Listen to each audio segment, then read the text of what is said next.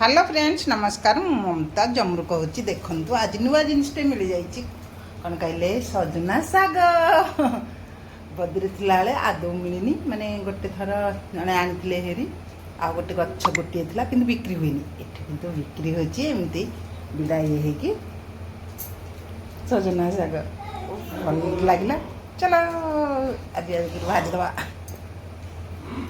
ना ये बढ़िया छाड़ी जाऊँ कारण राति रहीगला तो सका देखु चलो आप ये करके भाजीदवा जोड़े पियाज छन छन करके पकईकी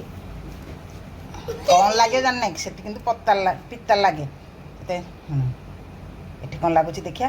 कि पुअर छुट्टी कि ना जल्दी कर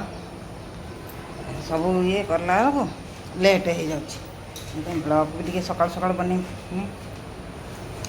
मुझे से भात डाली लौकी पकईकी डाली कारण साधा सीधा खिया हो डॉक्टर कहते टे हजबैंड को खाया को साधा से चलती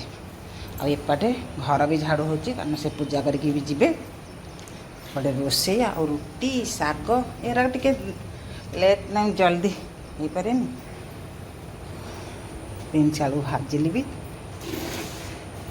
एकाली भात रुटी डाली भजा साग सका टिफिन भी ने खाइबे पिला खाइबे मत दी पटु कम माने चारि पूजा सीटी देगला सी गाधिया उठे गाधी आस टाइम है टाइम है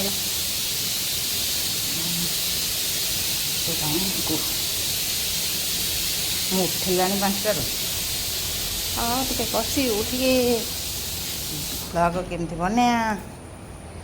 आपण मान सपोर्ट भल पाइबा बहुत बहुत जरूरी प्लीज सपोर्ट करूँ फॉलो तो करुँच पुणी अनफॉलो कर दो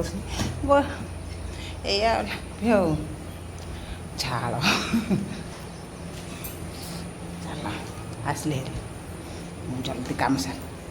पुणी आपण मान सहित देखा खाया देदेली रुटी लौकी हरड़ डाल पकईकी डालमा फेर ये बदमाश